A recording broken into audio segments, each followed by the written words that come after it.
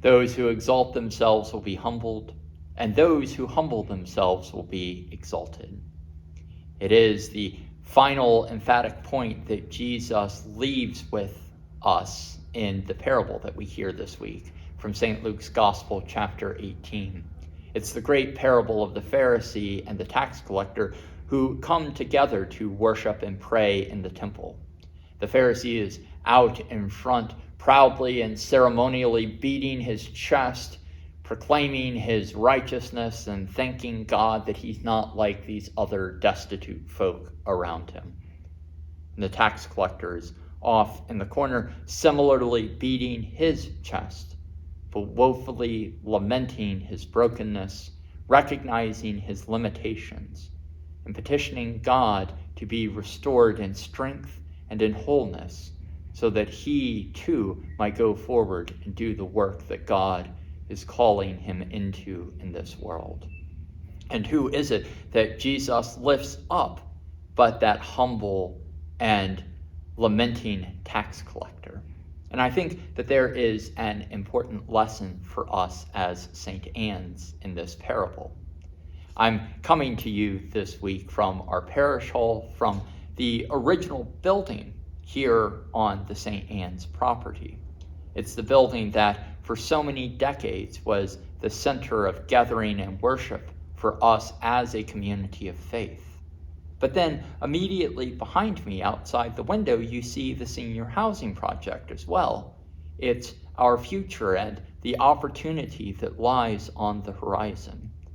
And in both cases, reflecting on our past and looking towards our future, I fear that we have a pitfall before us, because we can look at the great strides and the work and the toiling that it took to create this community of faith and to organize us as a parish.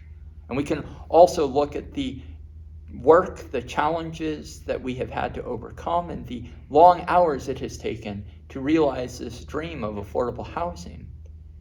And we can boastfully reflect on the accomplishments that we've made, who we have been and who we will be in the future.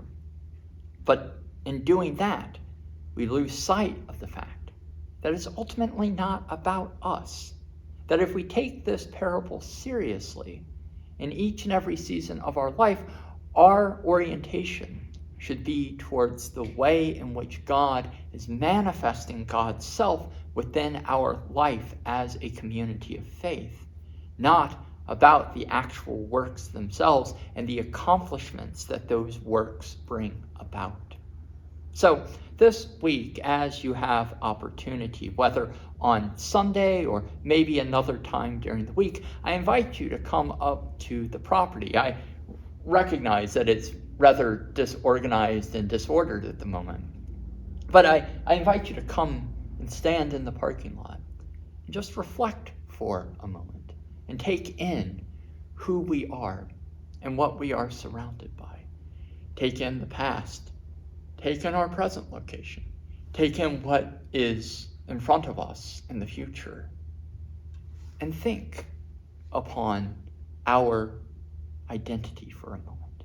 And reflect upon who we are as a community of faith and the ways in which we, as we are called to be, are vessels and reflective mirrors of God's presence. The ways in which we are called to point beyond ourselves. And think upon our whole identity.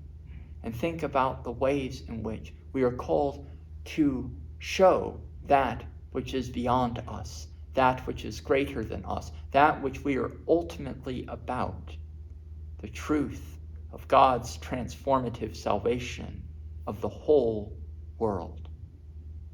And be reminded anew of the ultimate call that we have to be that vessel of truth. Not to do the works that we do, those are important, but that in being the vessel of God's truth in the world, those works are brought forward. So it is ultimately about being the vessel, and in being the vessel, the works manifest. That's the truth of the parable we hear in the tax collector and in the Pharisee this week. And I pray that we as a community of faith and as individuals that make up St. Anne's will evermore be like the tax collector and less like the Pharisee. Thank you, friends, for being a part of this community, and pray fervently for us as we discern our vocation and as we discern God's will in our lives in each and every season. Blessings, friends, today and always.